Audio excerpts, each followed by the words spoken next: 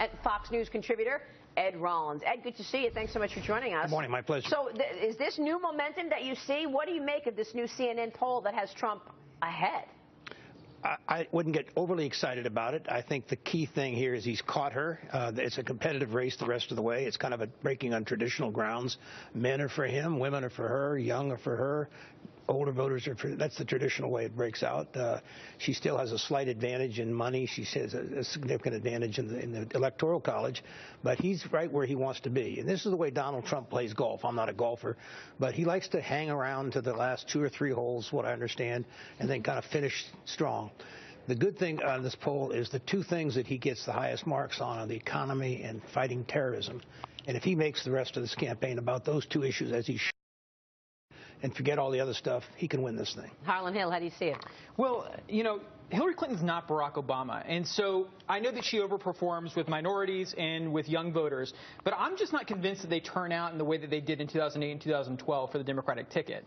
I mean, what do you think? I didn't think they'd turn out the same way in 2012. They clearly have the better mechanical organization, and the interesting thing about this race, they've done everything right as far as a campaign. They have raised money, they have good advertising, they've been on the air, they have ground games everywhere, and none of it has mattered up to this point in time. It's really about her, and there's just something about her. All the integrity issues just keep getting reinforced.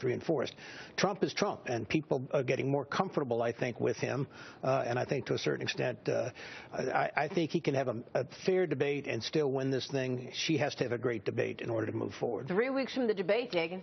How does he win these swing states, though, Ed? Because he's got to stay out of the the states that he can't win, well, like Washington State. It's like tomorrow night. He's here in New York to get a conservative endorsement, a big conservative dinner. Conservatives are going to be formed at the end of the day. He's not going to win New York. He's not going to win California. He's not going to win Washington. He needs to get into Pennsylvania, North Carolina, Virginia. How about Florida? Definitely, he needs to live in Florida. I mean, at the end of the day, I'd park Trump one in Florida and leave every day from Florida just so he has a presence there. One thing I know. Florida and Ohio. In Ohio, it's very, very close in Ohio. The great thing about that, if Governor Kasich would have endorsed him and helped him, that state would be over now. But the Senate race there is now the Senator's doing very, very well, getting reelected for it, and I think to a certain extent that's going to help him immeasurably. After the conventions, Ed, Hillary did seem to have built up a pretty solid lead, 5, 6, 7 points, right, you know, depending how you measure it. Traditionally, in the last 40 years. Whoever has the lead after the conventions usually, I think invariably takes it through to Election Day. Do you think that pattern's going to be broken? Yes, I do, for this reason. We had back-to-back conventions this time. So normally, I would say Trump had an okay convention. She had a pretty good convention. She certainly gained momentum out of the 2 combined, and that kind of gave her August. I think the reality is she took August off for all practical purposes. She went out and raised a ton of money, which at the end of the day may matter, but I wouldn't argue what it does today. And he basically continued to dominate the free media. That's what he has done so effectively. And again, I go back to all the mechanics that I know 50 years in this business. She has done so much better than he has, but it doesn't matter.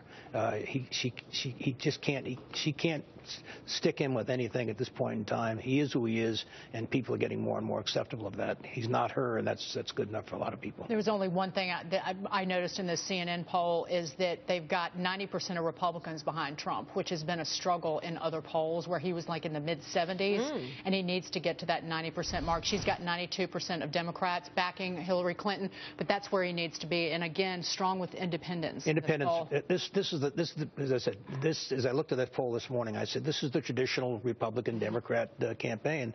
You go back and look at Romney's numbers, so a little bit different here and there. Independents are who win this race, and at the end of the day, he's always done better with that.